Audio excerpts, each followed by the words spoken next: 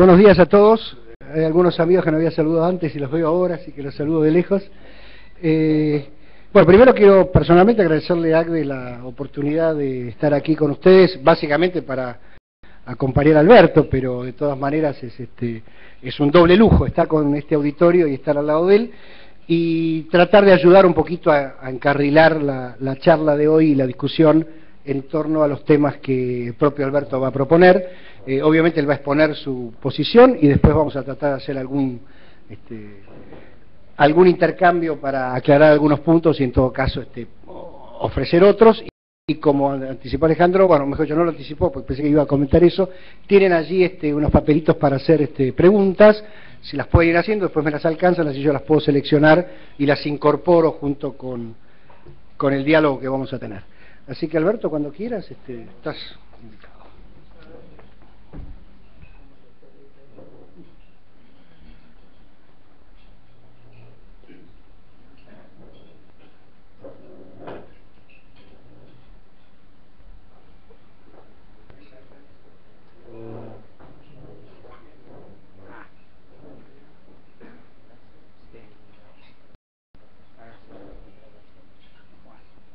Mucha tecnología junta. Ok, ahora sí. Bueno, buenas tardes a todos. Para mí obviamente que es un gusto también poder compartir este almuerzo y hacer algún intercambio sobre un tema que es árido por naturaleza, pero que en esta oportunidad yo he tratado de enmarcarlo en una visión un poco más global.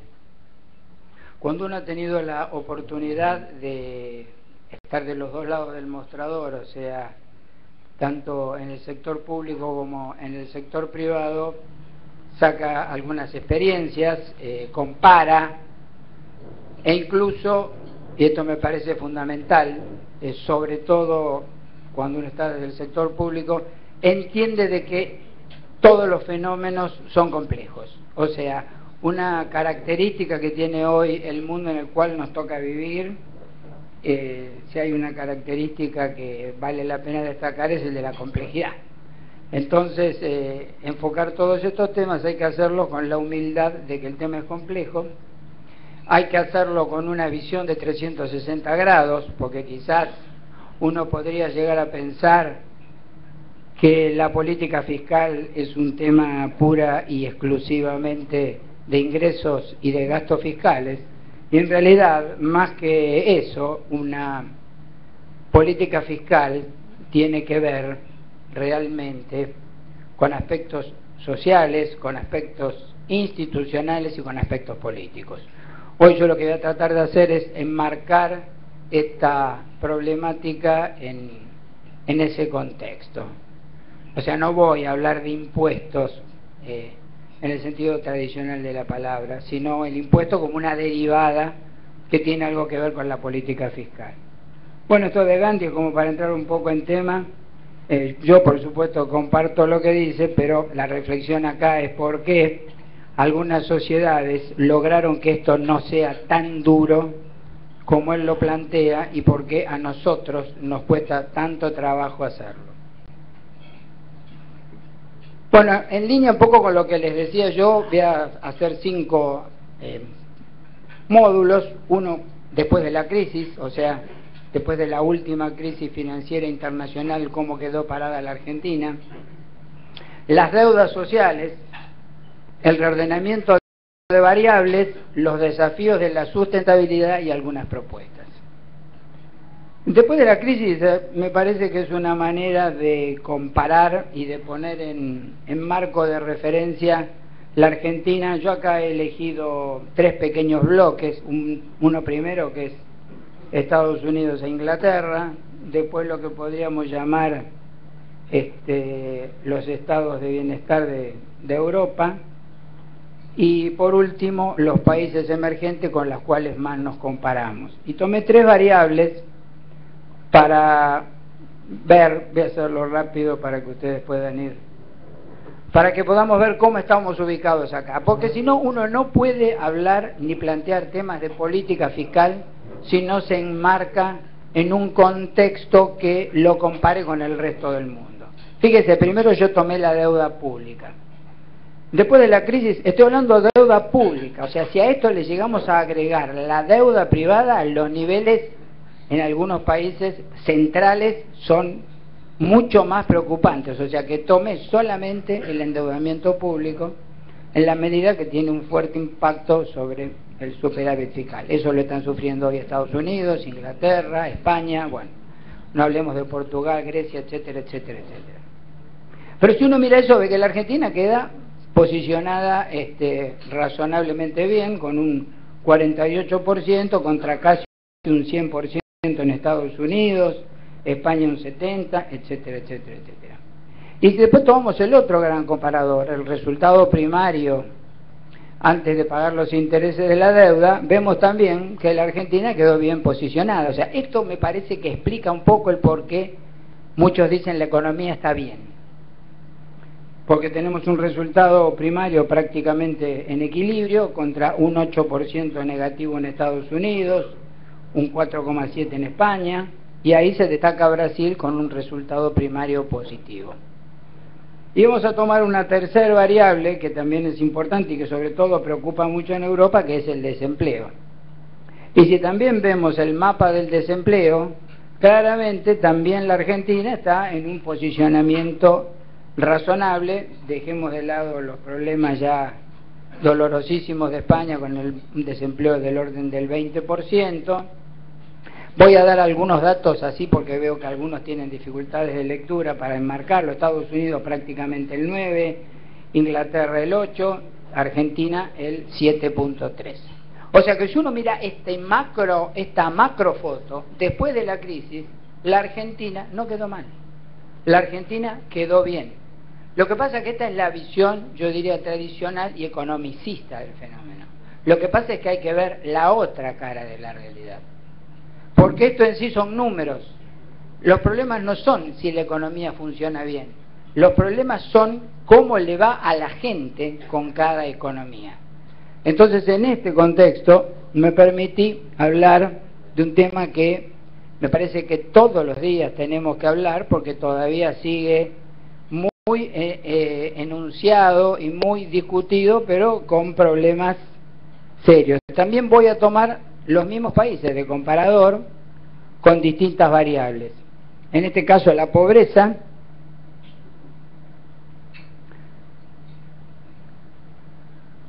El dato de la Argentina es el 25%. Realmente hoy poner un dato de pobreza en la Argentina hay que sacar la media ponderada de lo que dice el INDEC, de lo que dicen los analistas económicos, tener cuidado incluso cuando uno cita a los economistas o a los analistas económicos por algunas implicancias legales que puede tener el caso.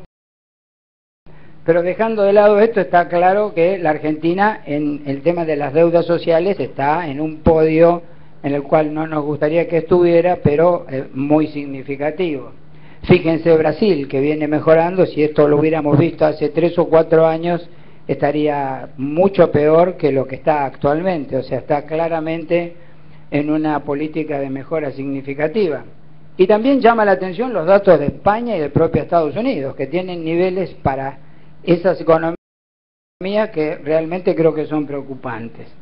Vamos a tomar otro dato, que es el dato de la inequidad, que es la relación entre el decil más rico y el decil más pobre. Y acá la Argentina también está con un 26%. Quiero hacer una aclaración, porque ayer salió precisamente un informe del INDEC donde dice que esta relación es 16 veces. El año pasado era 27 veces. Yo no puedo ponderar realmente la variación de 10 puntos, pero tengo la obligación intelectual de decirlo, porque ustedes ayer lo habrán visto en los diarios, y este comentario, y yo estoy poniendo este número. Estos son números correspondientes al año 2009. Ahora aparentemente esta relación es de 17 veces. Pero dejando de lado este problema estadístico, que creo que no vale la pena discutir más, queda claro de que hay países, sobre todo los países de Europa, con una fuerte preocupación por la pobreza y por la igualdad que tienen sus resultados. No quiero hablar de Suecia porque directamente uno ve los datos de Suecia y le entra a agarrar una sensación de envidia sana extraordinaria. Y si tomamos la última variable como para tener también una suerte de radiografía de las deudas sociales, vemos que en la mortalidad infantil también la Argentina tiene problemas. Estados Unidos 6.1, Suecia 2.7, España 4.1, Brasil 18, por 1000 son estos son 18 niños muertos por cada 1000 que nacen, 15 México, 7.5 Chile y 11.1 la Argentina. O sea que si entonces juntamos las dos partes de la manzana que habitualmente se particionan, la Argentina es cierto, quedó bien después de la crisis, pero tiene deudas sociales que son realmente gigantescas y que hay que encarar con seriedad si uno quiere hablar de una política fiscal en serio. Después quería destacar dos temas que me parece que también son claves de cara a la política fiscal, que son el tema del reordenamiento de dos variables que para mí es clave discutir, que todos las conocemos, pero que acá las vamos a tratar de mostrar para ver un poco la evolución en el tiempo y tratar de pensar hacia adelante, que es uno de los objetivos, me parece, de esta reunión. Fíjense ustedes cómo funcionó la inflación en la Argentina del año 2000, el pico obvio del 2002, y cómo después se aplanó y empezó a crecer, pero estamos en el entorno al año 2006 del 9.8% de inflación anual. Ahí se acabaron las estadísticas del INDEC. Y entonces empezamos a tener otros datos de inflación, a los cuales hay que reconformarlos, agregándole lo que dicen en este caso son los institutos que hacen de estadística de las provincias. Y fíjense cómo en el 2007 ya nos vamos a un 8.5 oficial y a un 19.1, llamémosle mejor calculado, al 20.1 en el 2008, al 13.7 por el efecto de la crisis, y el último año en el 22,7%. O sea, estamos en un sistema que entró en un nivel de inflación que realmente yo creo que es totalmente peligroso para la salud de las cuentas fiscales, es peligroso para la previsibilidad de los empresarios locales y es peligroso para los inversores externos. Y es más peligroso aún para la gente de menores recursos. O sea, que junta todos los males que uno puede encontrar en una economía si quiere ver una economía institucionalizada. O sea que este es un tema clave que hay que encarar. Gran parte de esta presentación está pensada en qué es lo que realmente tiene que hacerse, o qué, más que hacerse me parece un poco exagerado, cuáles son los temas que hay que discutir y revisar de cara al cambio institucional que va a haber en el año 2011. Y la otra variable que también había quedado bien respecto de la crisis es el resultado primario, o sea, los ingresos fiscales menos los gastos fiscales antes de pagar los intereses, que acá también se ve que tenían un círculo virtuoso, digamos, creciendo al 5 hasta un 5.2 del producto en el 2004, y que a partir del 2008 también empieza a tener problemas de medición, porque se empiezan a agregar algunas variables como los DEC, las ganancias o las utilidades del Banco Central y la renta de fondo del ANSES, que no son realmente ingresos fiscales, no diría genuinos, no son comparables con el resto de la serie. Entonces vemos como un superávit del 1.5 en realidad es un déficit del 0.7 y otro tanto pasa en el año 2010. Entonces, salimos bien de la crisis, tenemos un paquete de deudas sociales muy fuertes y dos variables claves, como la inflación y el resultado primario, hay que empezar a mirarlos con mucha seriedad, porque no es que estén desbocados, pero están en una zona en la cual yo diría es un momento más que oportuno para revisarlos, rediseñarlos y repensarlos.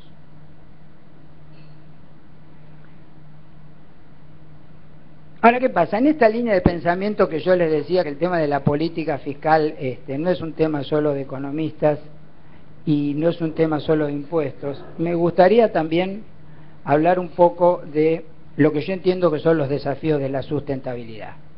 O sea, la Argentina está pasando un buen momento, pero quienes la miran con más profundidad y quienes la proyectan en el mediano plazo, piensan, yo soy uno de ellos, que realmente como está planteada la situación, y si uno continuara las cosas tal cual están, el modelo, el sistema, como lo quieran llamar, el modo de gobierno o los resultados de la política fiscal no son sustentables en el tiempo.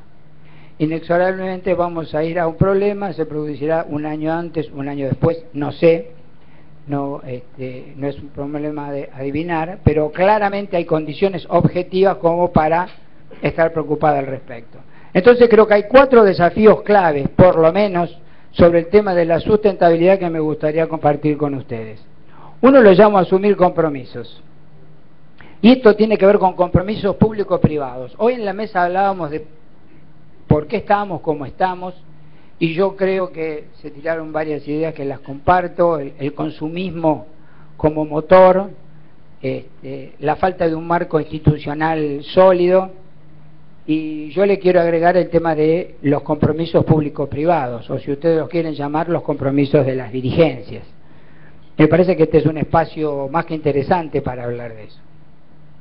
Yo que he detectado algunas debilidades, como pasa siempre, uno recorta la realidad y toma algunas, no son quizá las únicas ni las más importantes, pero a los efectos de mi concepción del tema pasa mucho por acá. Por un lado tenemos crisis de los partidos políticos. Hoy los partidos políticos no existen, no son un mecanismo de conexión entre la necesidad de la gente y el planteo de programas que la solucionen. No tienen capacidad de representatividad, el peronismo en particular, del cual yo formo parte, para mí en este momento está en estado gaseoso, así que tenemos una serie de problemas que no terminan de hacer que los partidos políticos sean la cadena de transmisión que haga que la gente vuelva a recrear el sentido de creer en la política. Esto es lo que yo llamo la crisis de los partidos políticos. No hace falta ser muy inteligente, ustedes lo viven todos los días, pero después la inequidad social, ya lo habíamos visto. O sea, un país no puede funcionar políticamente ni institucionalmente con los niveles de inequidad social que hay en la Argentina. Esto es una condición sine qua non, porque la economía está al servicio de la gente, y la política está al servicio de la gente, y las instituciones están al servicio de la gente. Pero con estos niveles de inequidad nosotros no podemos pensar en instituciones, no podemos pensar en seguridad, no podemos pensar en valores que tienen otras sociedades hasta que no los resolvamos. O sea, esto es una debilidad clave y que hay que resolverla de cuajo y ponerla primera en el orden de las prioridades. Después, la baja calidad gubernamental. Hoy el aparato del Estado está desmantelado, no funciona bien técnicamente, y creo que no funciona bien en términos institucionales. Las dirigencias están ausentes, realmente las dirigencias políticas, las dirigencias profesionales, las dirigencias universitarias, las dirigencias gremiales, las dirigencias deportivas, las dirigencias profesionales están como ausentes, a un costado, esperando. El sector empresario está fragmentado. El otro día estaba leyendo un artículo muy interesante, un trabajo que hicieron en IAE sobre el tema de la fragmentación empresaria. En la Argentina hay 3.000 sindicatos y hay 800 cámaras empresarias. 800 cámaras empresarias. Ahora, los 3.000 sindicatos, cuando tienen que negociar, por una magia, se unen y tienen capacidad por lo menos de poner pisos. Cuando tienen que discutir salario, por ejemplo, el piso es acatado por los 3.000 sindicatos. Ahora, las 800 cámaras empresarias no hacen nada, no representan a nadie, no se juntan. Fíjese lo que hizo el campo, hizo la mesa de enlace. ¿Por qué hizo la mesa de enlace? Porque el esquema institucional que tenían, político-gremial, no funcionaba. Tuvieron que hacer un aparato ad hoc, un artificio, para poder manejar la crisis. La mesa de los 6, creo que hay que se reúne una vez por mes a almorzar. Es una mesa para almorzar. Pero no es un sector empresario integrado. Los sectores empresarios no tienen think tanks. Yo no veo proyectos, modelos, perspectivas para el 2015. ¿Qué vamos a hacer en la industria automotriz? ¿Qué vamos a hacer con la construcción? ¿Qué vamos a hacer con la infraestructura? ¿Qué vamos a hacer con el sector industrial? ¿Qué vamos a hacer con los biocombustibles? ¿Qué vamos a hacer con la innovación? ¿Qué vamos a hacer con la ciencia y la tecnología? Nada. El Estado no dice nada. Y los sectores empresarios no dicen nada. Entonces, la tercera variable que yo le agrego al consumismo exacerbado, a la baja calidad institucional, es la fragmentación del sector empresario a la hora de decir lo que hay que decir. O sea, hemos perdido la capacidad de representatividad que tiene un sector muy empresario, muy importante, porque el sector empresario es clave. El sector empresario es el que coordina los factores de producción, es el que da trabajo y es el que tiene la obligación de generar innovación. Al Estado no le podemos pedir innovación.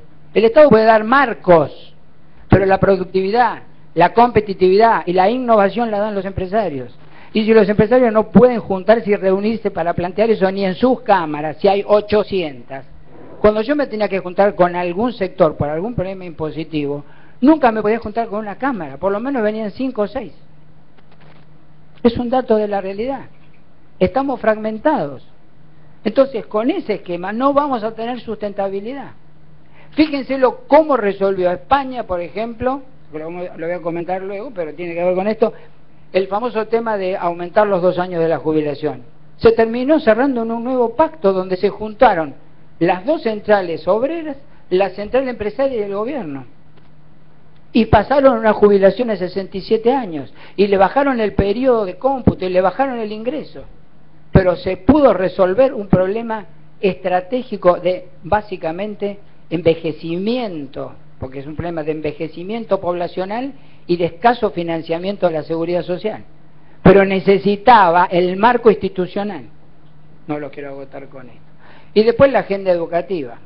El primario quedó público, quedó para los pobres y para que los chicos vayan a comer.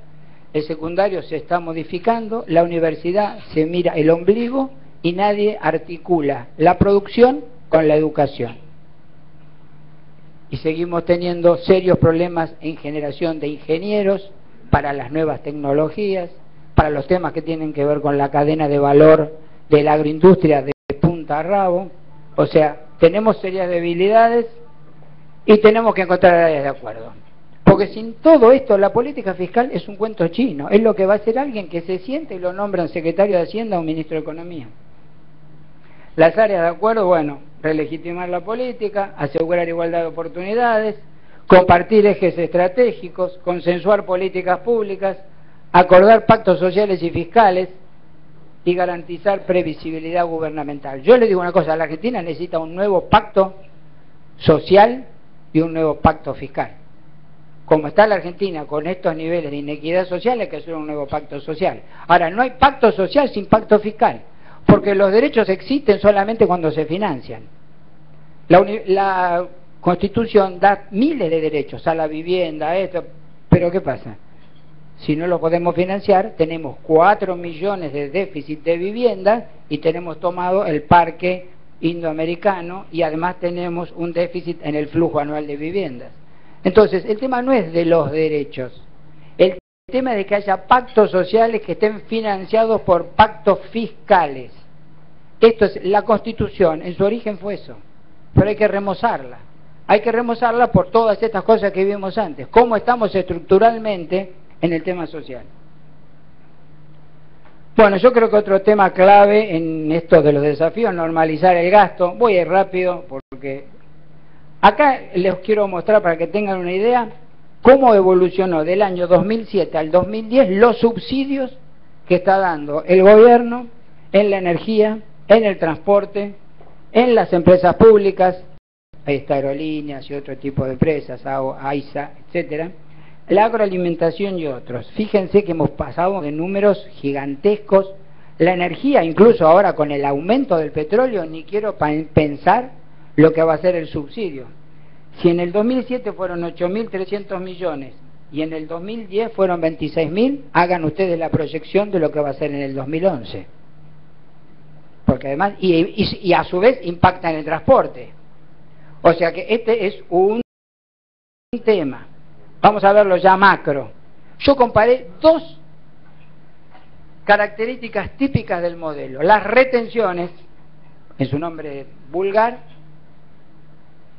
y los subsidios. O sea, los derechos de exportación y los subsidios. Fíjense, del 2007 al 2010 los derechos de exportación, o sea, las retenciones, subieron el 122%.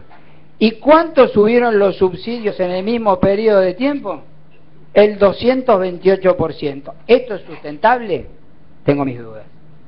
De abajo hice una pequeña relación para que lo veamos gráficamente.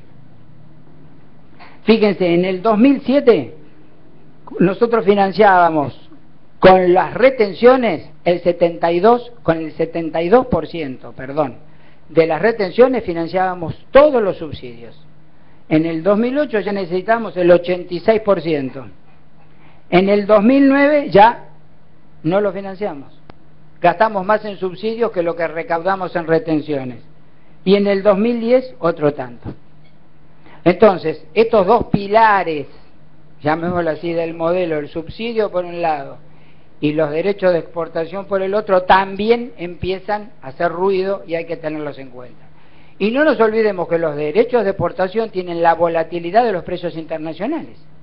O sea, que si bien todos sabemos de que, como dicen los que saben, por lo menos va a haber 10 años más de bonanza en los precios de los commodities, porque tenemos 1.300 millones de chinos y 1.200 millones de indios, o sea, 2.500 millones de personas sobre una población de 6.700 millones que van a seguir consumiendo, que nos van a traccionar todo esto. Pero es un tema muy serio y hay que tenerlo en cuenta. Después tenemos que regular la presión tributaria. Acá estoy seguro que todos están de acuerdo. Aquí lo que he hecho es comparar la presión tributaria para los mismos países con que estábamos hablando antes. Ustedes saben que la presión tributaria es la relación entre la recaudación y el producto. Entonces acá fíjense, y acá se pueden sacar otras conclusiones. Si ustedes miran el índice de desarrollo humano que hacen Naciones Unidas, los 10 o 15 primeros países en desarrollo humano son los 10 países que tienen prácticamente mayor presión tributaria. La presión tributaria no es mala. Lo que pasa es cómo se usa la presión tributaria. Entonces, fíjense, Estados Unidos tiene 24% y es uno de los grandes problemas que tiene Obama. Todavía no le aprobaron el último presupuesto. Y la presión tributaria en Estados Unidos inexorablemente va a tener que subir. Porque Bernanke empezó a tirar dólares por el helicóptero, pero después los contribuyentes van a tener que pagar los dólares que está emitiendo. No es gratis. No hay nada gratis en economía. Nosotros estamos con una presión tributaria importante, de un 32% prácticamente con España, y Brasil arriba de nosotros y Chile debajo de nosotros. Pero esto hay que regularlo, hay que verlo, y yo creo que la presión tributaria es un problema más que de alícuotas, que yo creo que no hay que subir más las alícuotas, sino que es un problema de base tributaria. Lo que hay que hacer es no aumentar las alícuotas, porque esa es la solución fácil.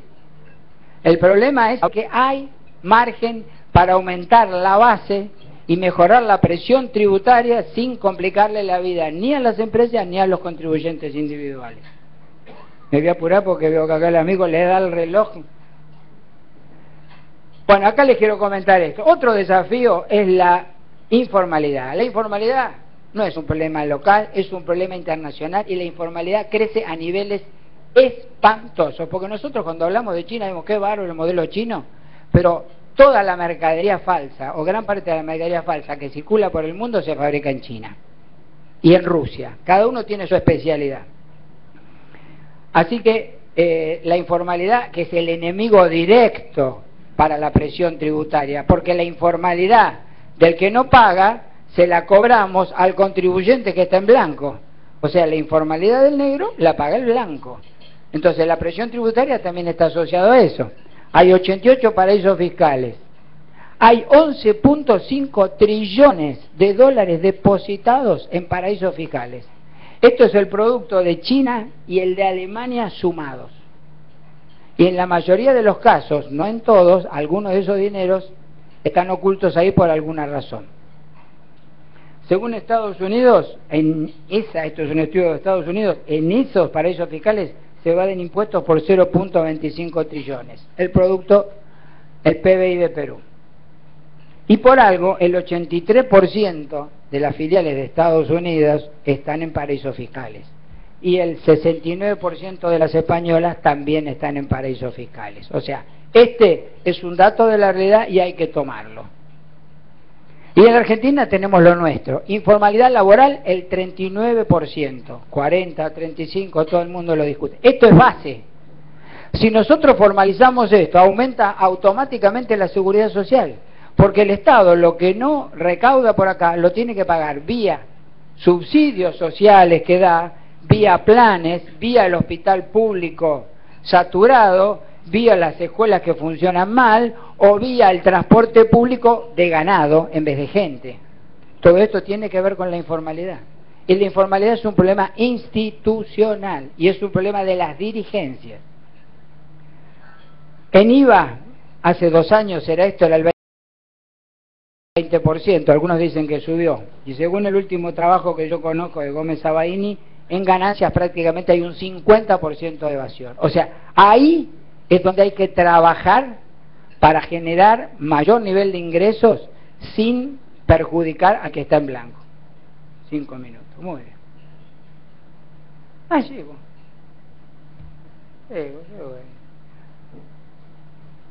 Bueno, entonces a la luz de esto les voy a comentar algunas cosas del tema impositivo, pero yo quería hacer esta introducción porque los impuestos, en realidad, los impuestos son medios, los impuestos son herramientas, pero esas herramientas se tienen que diseñar cuando se tiene en claro un poco lo otro que habíamos hablado. Porque me dicen, subamos el IVA, bajemos el IVA de los alimentos, saquemos el impuesto al cheque, bajemos las retenciones, está bien, van a ver, se puede hacer pila de cosas de eso. Pero el tema es que cuando uno tiene que definir una reforma impositiva, primero tiene que tener un modelo económico que lo soporte. Porque forma parte de un modelo económico la reforma impositiva. Y cuando uno tiene que tener un modelo económico, tiene que tener una visión de país. Dicho de otra manera, en este momento en la Argentina, como no hay una visión de país, por lo menos yo no la conozco, o no está explicitada, ni de quienes del lado de los que gobiernan, ni tampoco está claramente explicitada del lado de los que quieren gobernar, y yo estoy apoyando a alguien que en este momento quiere gobernar, pero tengo que reconocer que no está claramente explicitada esa visión estratégica. Hablar de los impuestos es hablar de subir o bajar alícuotas. Entonces yo lo que voy a hacer acá, voy a repasar algunos aspectos que creo que hay que tener en cuenta, pero esto no es nada más que apuntes para que alguien que defina una visión estratégica y una política macroeconómica sustentable defina cómo tiene que ser la estructura tributaria. Solamente en ese sentido se puede entender, si no es un juego de subir alícuotas, bajar alícuotas. En general, el sistema impositivo de la Argentina es muy parecido al del resto de los países del mundo. Hay dos que están un poco atípicos, que son las retenciones y el impuesto al cheque, que primero lo puso Brasil, pero siempre lo puso con niveles que sirven para controlar, digamos así, el sistema financiero, pero que no tienen el efecto negativo que tienen en la Argentina sobre la bancarización, que es otra herramienta clave para la formalidad. Bueno, no me quiero anticipar. Entonces, para mí, en términos de sustentabilidad, para hablar de los ingresos, lo clave es que tiene que haber sustentabilidad fiscal intertemporal con eje en los recursos tributarios. Porque la Argentina en muchos momentos se financió vía la inflación y en otros se financió vía la deuda. Y sabemos cómo terminamos, con la hiper, con el default y el único mecanismo con el cual se puede financiar es con los recursos genuinos que son los impuestos. La formalidad como política de Estado. No podemos tener un 39% de trabajadores en negro, que a su vez tienen remuneraciones que son la mitad de las que tienen los trabajadores en blanco. O sea, tenemos dos Argentinas. Hay que eliminar moratorias, blanqueo de capitales y condonaciones penales. La última moratoria que se hizo fue una vergüenza. 2.000 causas penales por evasión se borraron de un plumazo si una persona se inscribía en la moratoria. Por el solo hecho de inscribirse en la moratoria, se le perdonó todos los juicios que estaban en marcha. Y blanqueo de capitales, que sabemos que en la mayoría de los casos tenía nombre y apellido. Un pequeño contribuyente, ¿cómo va a creer si siempre sabe que cuando viene alguien, si él incumple, le va a aparecer la moratoria? Y si él sacó la plata afuera o la dejó acá en negro, le van a dar un blanqueo. Eso es la no lógica, es la no institucionalidad. Me parece que esto es clave. Armonizar la presión tributaria jurisdiccional, porque las empresas pagan a nivel nacional, a nivel provincial y a nivel municipal, y cuando uno suma es terrible lo que está pasando. Y una estrategia para el fraude. Bueno, le voy a hacer rápido algunas propuestas. En la adecuación de impuestos vigentes, bueno, los derechos de exportación, yo creo claramente que hay que revisarlos, sobre todo en los cereales, hay que revisar cereales y oleaginosas. Hay que replantar las alícuotas teniendo en cuenta, desde mi punto de vista, la zona, el productor, el producto y el paquete tecnológico. No es lo mismo la soja que el maíz, no es lo mismo Chaco, Santiago del Estero que en la zona núcleo. El IVA hay que seguir usando vía la bancarización, la baja y indirecta y selectiva de cuota, pero que el IVA que se le devuelve lo perciba en su tarjeta de débito o de crédito el consumidor y no vaya a la cadena, porque después el intermediario con una inflación como este tipo, que pasó cuando la baña bajó 2 puntos del IVA, en 3 meses desapareció. La única manera de hacer que el IVA baje la alícuota selectivamente es devolviéndolo. Contra la compra le doy el crédito fiscal, o le doy, mejor dicho, la devolución del impuesto pagado. Y lo tiene blanco y transparente, y va al consumidor final y no a la cadena de comercialización. En ganancias yo creo que hay un proyecto que también quedó por la mitad, de gravar parcialmente las utilidades reinvertidas por las pymes. O sea, el que reinvierte para ampliar sus bienes de capital o para mejorar su posicionamiento tiene que tener un reconocimiento. Amortización acelerada, y hay que revisar el tema de la imposición a la renta financiera. Doy el título, esto da para hablar 4 días, no es el tema acá, pero todos los países del mundo tienen imposición a la renta financiera. Hay que hacerlo inteligente, topeado, chiquitito, pero hay que tenerlo en cuenta. Ya va, tengan fe. Después el tema de la formalización y la inclusión social, vuelvo a esto porque es clave. Yo dejé un proyecto para regular a todos los recicladores. Las amas de casa, cuando empezamos con el planteo de eso, había 50.000 sobre 950.000 que estaban en blanco. Cuando yo me fui, habíamos blanqueado 400.000 amas de casa que tenían jubilación, personal doméstico. Personal doméstico. Pasa que ves igual. Bueno, personal doméstico de 50.000 a 400.000, con el solo beneficio de que pudieran deducir de ganancias un monto que era representativo. En la Argentina hay 4 industrias que viven de la recolección: la industria del vidrio, la industria del aluminio, la industria del cartón y la industria del PET. O sea, hay cientos de miles de personas que están recolectando esto, que están en negro, que le vende a alguien que está en negro y al final el último de la cadena lo blanquea. Nosotros lo que proponemos es ir ordenando de las empresas que compran a los depósitos, y el que le compra al recolector le tiene que pagar la seguridad social, así como el dador de trabajo en la familia le paga la seguridad social a la empleada. Con eso formalizamos a 400 o 500.000 personas. Tiene un costo mínimo y resuelve un tema que es clave, porque esa persona que está en zonas de peligro, con vidrios, con todo esto, no tiene ni seguridad social, ni obra social, no tiene nada. Hoy cualquier personal doméstico tiene una obra social en donde se atiende y tiene todos los beneficios de la salud. Y el fomento integral de la bancarización. Yo tuve dos aliados en la FIP, Internet y la bancarización. Con Internet y la bancarización, la capacidad de formalizar la economía es muy fuerte. Lo que pasa que hay que trabajarlo mucho y hay que darle sustentabilidad en el tiempo. Y por último, y ya los dejo tranquilos, mejoramiento de la transparencia y capacidad de gestión de los distintos. Cuando hablo de la transparencia, la FIP no está al servicio del gobierno, la FIP está al servicio de los ciudadanos. Y las fiscalizaciones se tienen que hacer en base a un programa de fiscalización y no una orden de un funcionario externo a la propia administración tributaria. Esto es clave. Y listo, los dejo tranquilos. Gracias.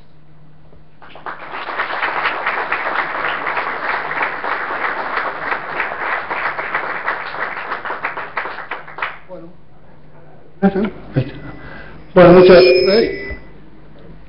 gracias, Alberto, por la presentación y casi por cumplir la hora. Si prenden un poco la luz, porque yo no veo. Ahí está, muchas gracias. Y bueno, cuando uno es joven le pasan estas cosas. Bueno, hay varias cosas que surgieron de tu presentación y que están algunas reflejadas en las preguntas que me llegaron. Yo quería empezar por esto último que estuviste planteando, porque estuviste poniendo mucho énfasis en la formalización y sobre todo el problema de la evasión de los impuestos al trabajo y de la informalidad en el mercado de trabajo. Obviamente ahí hay dos caras, ¿no? Porque por un lado está la informalidad en el mercado de trabajo con las consecuencias que ello tiene en los efectos de largo plazo, la seguridad social, la salud, etcétera. Pero hay quienes sostienen que en realidad la informalidad es la forma que tiene la gente de baja productividad de tener el trabajo, digamos, ¿no? Es decir, en el sentido de que si uno le incorpora los altos impuestos al trabajo a gente de baja productividad, finalmente lo que hace es que no tenga trabajo en lugar de formalizarlos, digamos, ¿no? Es decir, ¿cómo ves ese trade-off, en todo caso, entre formalidad y productividad, digamos? ¿Se oye ahora? ¿Ahora?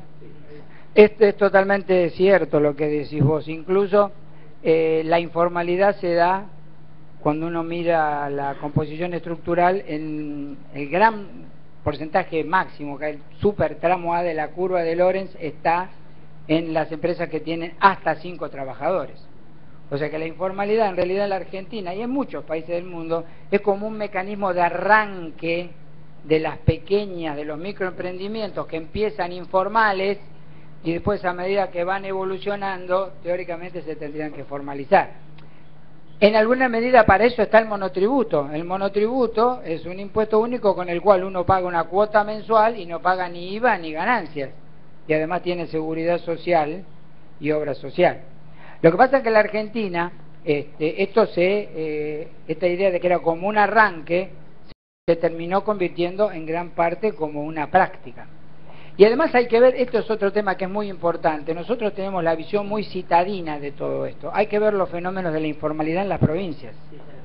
Porque uno mira acá y piensa con la informalidad de la capital federal, que por otro lado es fuertemente creciente, porque si la venta que se hace de mercadería falsa en la federal, en la calle Florida, después de las 5 de la tarde, no son artesanos, venden productos chinos, muñequitos, lapicera, peineta, jabón, jaboneta, venden cualquier cosa. Y el negocio que está pagando el impuesto nacional, la habilitación de la ciudad, los ingresos brutos, tiene enfrente a alguien que quizá vende en algunos casos el mismo producto de contrabando y falso. O sea que esto es clave. El tema de la formalidad es una precondición de la institucionalidad. Hay que bajar las contribuciones patronales si es necesario para que se llegue a un mecanismo de formalidad paulatina. No tienen por qué pagar las mismas cargas sociales una empresa que factura 50 millones de pesos que un negocio más chico que factura menos. Nosotros hasta teníamos la idea de hacerles un sistema por internet para ayudarles a llevar su propia contabilidad a los pequeños. O sea, países del mundo desarrollados razonablemente o más normales tienen un 20% de informalidad en la seguridad social. Si nosotros llegáramos a bajar la informalidad al 20% y esta fuera más de carácter friccional, hubiéramos logrado el objetivo. Lo que pasa es que hay una cultura de la informalidad que están admitiendo los gobiernos.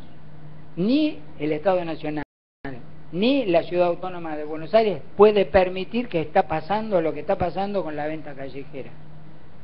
Así que yo creo que hay que resolver, hay insumos para hacerlo, incluso ya se hizo. Empezás y las contribuciones patronales de los que recién empiezan son menores, se les hace una quita paulatina y a medida que van avanzando van a un sistema pleno. Bien, hay otras preguntas vinculadas con algo que no mencionaste, que es la estructura impositiva. Ha estado generalizando el ingenio en los últimos años de una manera digna de mejores causas, diría un amigo.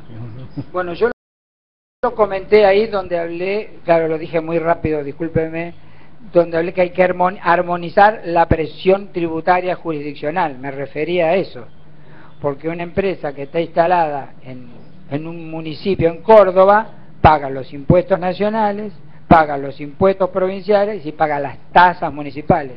Además, como vos decís, la capacidad de creatividad que tienen los municipios para poner tasas es gigantesca, o sea, se superpone sobre distintas actividades. Y esto tiene que ver un poco con el régimen de la coparticipación federal, que yo también estaba enunciado como un tema. En el mediano plazo hay que revisar la coparticipación federal. La coparticipación federal, hoy la parte que le toca a las provincias es cada vez menor.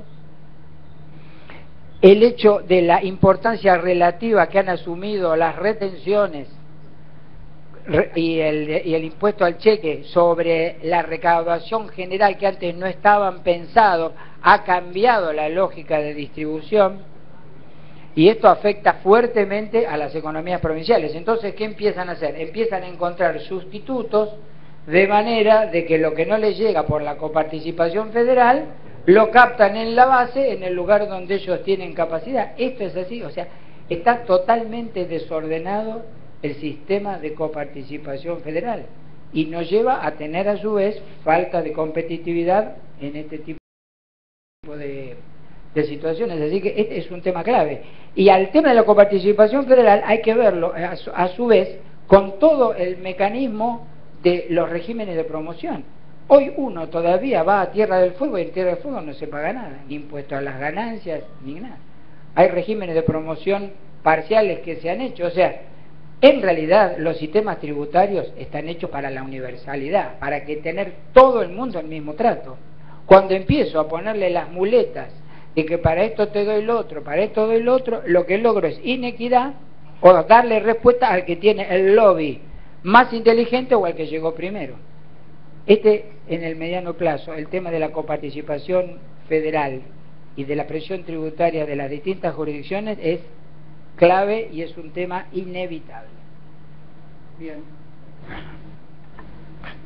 Vuelvo en un ratito al tema impositivo, pero y sé que además, como pusiste énfasis en el lado impositivo, inclusive por tu formación, pero hay varias preguntas vinculadas con qué hacemos con el gasto, porque vos mencionaste el récord de presión tributaria, pero de la mano de eso estamos en récord de gasto público, récord histórico, en cualquier medida que uno tenga, y la calidad de los bienes públicos que ofrece ese récord es cada vez peor. Inclusive vos mencionaste algunos vinculados con la educación o con salud.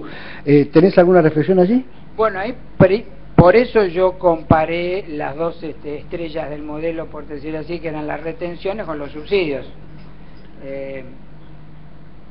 A ver, hay una parte del gasto público que tiene características estructurales y que es un núcleo duro que es muy difícil de modificar. O sea, uno no va a suponer que va a poder modificar las remuneraciones del sector público. Ya hubo algunas experiencias y no fueron muy exitosas.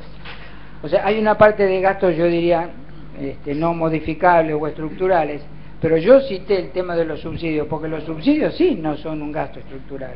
Los subsidios fueron una solución fácil a no tomar decisiones políticas y estratégicas ordenadas. El subsidio, esto es harto conocido, el subsidio a la energía perfectamente puede bajarse sus niveles si hacemos dos o tres cosas. Una de ellas, dejar la tarifa social y el resto de los ciudadanos que tenemos capacidad de gasto, pagar la electricidad, el gas y los servicios a niveles más o menos similares con los que paga el resto del mundo, el resto de los países vecinos. Esa ya es una herramienta. La segunda herramienta es tener una política energética en serio. La matriz energética de la Argentina está destruida. Cuando empezó ahí a subir el petróleo a niveles altísimos, la Argentina es cuando más está necesitando importar.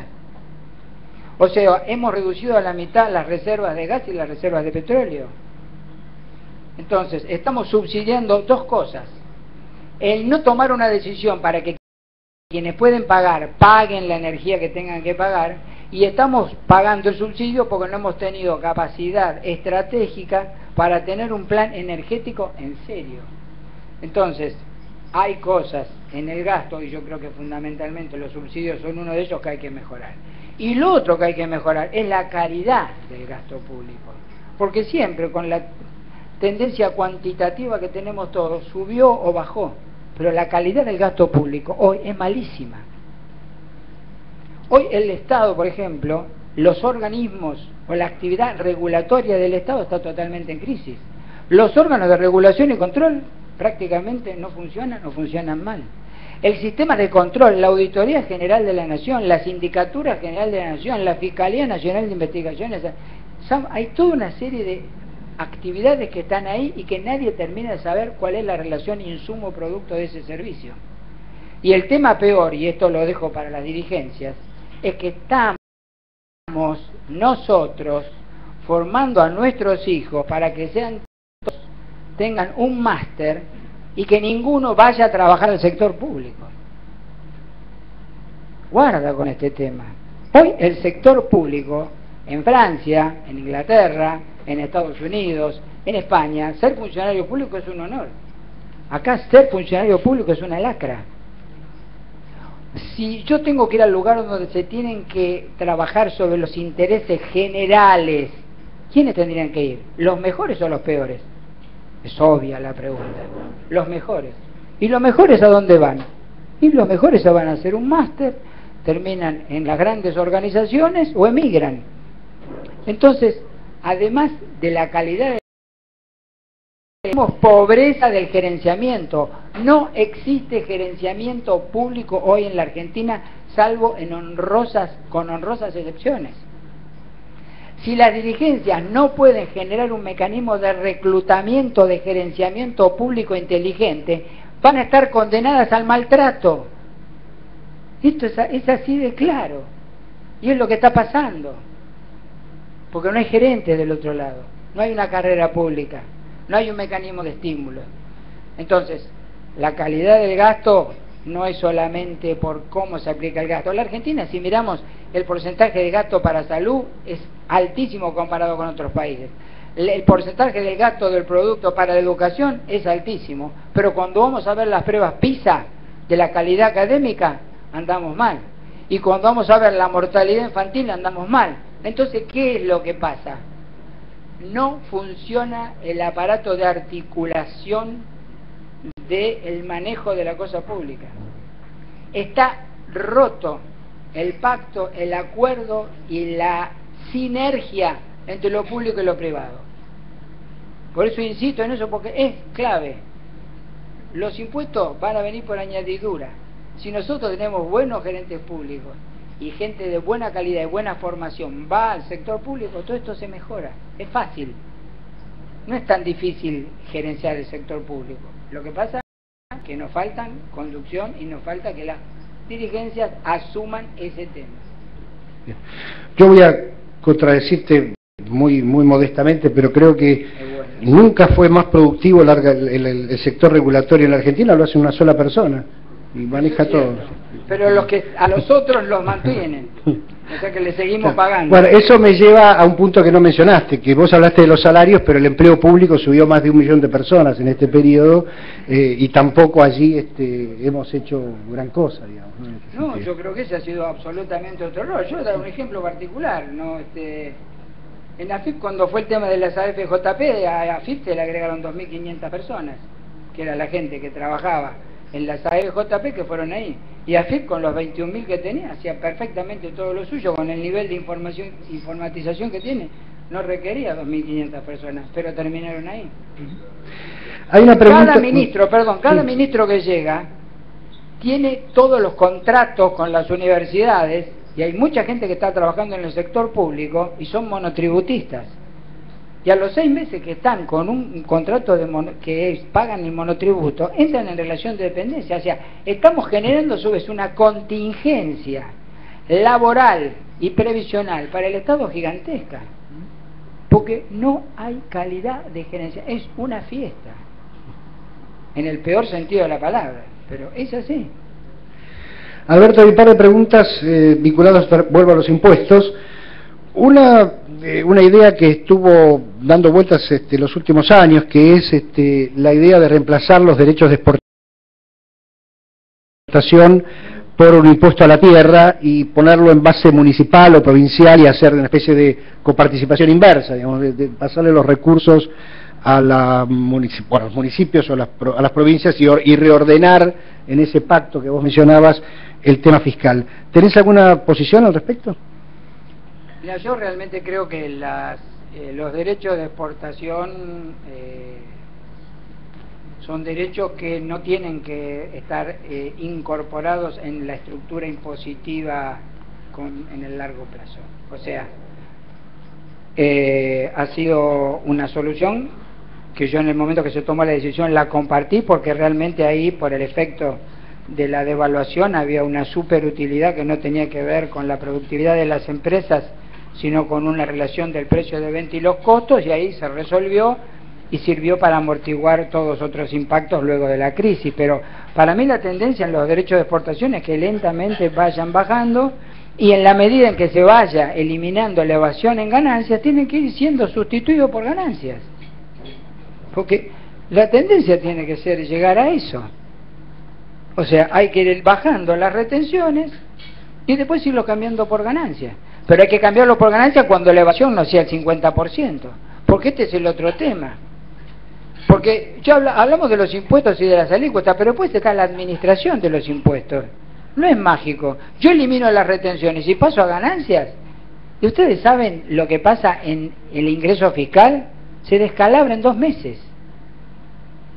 Entonces, todo esto son todas cosas de sintonía fina, en donde hay que ir acomodando todos los temas de a poquito, como diría un filósofo, en su medida y armoniosamente, porque los grandes cambios en esto no son controlables.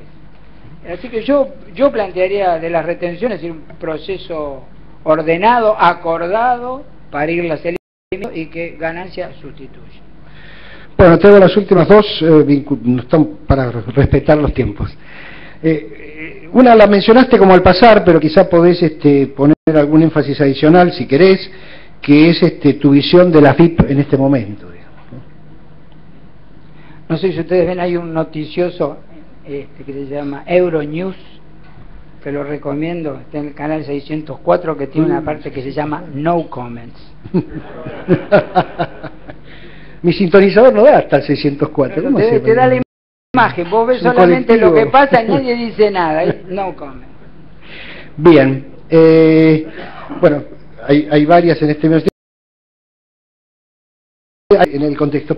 Te quería hacer la última, un poco resumiendo el esquema, porque vos planteás un marco de gradual movimiento a la normalidad, digamos, ¿no? Para llamarlo en una apretada síntesis, y de alguna manera superar las distorsiones actuales. Ahora, eso parte de dos supuestos, ¿no? Primero, que hay demanda por normalidad en la Argentina, cosa que yo tengo alguna duda, pero la pregunto, ¿no es cierto?, con toda buena intención. Y la segunda, que se puede hacer gradualismo en ese camino. ¿Querés contestarme esta historia? Sí, voy a usar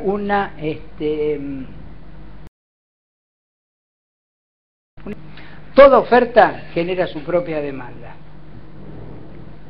Este es un principio que se usa en la economía, o sea, no hay pirulitos de estos de láser. Yo los empiezo a colocar, lo vendo, al final yo soy el que oferto y después cuando demuestro que el producto es bueno, la gente lo demanda.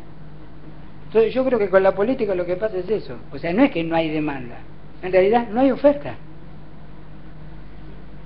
No tenemos oferta de utopía, no tenemos oferta de proyecto, no tenemos oferta de sentirnos que formamos una comunidad. Y bueno, cuando pasa eso, la gente mira para el otro lado. O sea, yo si no, no me puedo explicar que los brasileños hagan lo que han hecho. O sea, y lo que están haciendo. Entonces, el problema para mí es, por eso hablo de la relegitimación de la política. Porque el único sistema que recrea las esperanzas en una sociedad es la política. La política está para eso. La política está para decir, hay futuro. Dentro de 5 años, en vez de tener 100 millones de toneladas, vamos a tener 150 millones de toneladas. Vamos a ser primeros en biotecnología aplicada a la cadena agroindustrial. Somos buenísimos en software, en diseño, en moda, en parques temáticos. Hagámoslo en turismo, desarrollemos el turismo. Tenemos en este momento depósitos de litio que son fundamentales, yacimientos de litio para las baterías de los autos recargables eléctricos. Somos cuartos exportadores mundiales ahora en biocombustibles. O sea, tenemos una capacidad que está ahí, que funciona. Lo que pasa es que me parece que hemos perdido el rumbo de la visión de hacia dónde queremos llegar. Por eso para mí el tema central ahí es la política y la política. Y desgraciadamente hay que participar en la política. No solo en un partido político, en una ONG, en un club de barrio, en la sociedad de fomento, en el consejo de administración del edificio. Yo creo que los argentinos nos estamos convirtiendo en hombres islas. Y las islas son archipiélagos. Y los archipiélagos nunca llegan a continente. Muchas gracias, Alberto, muy gentil, muy amable.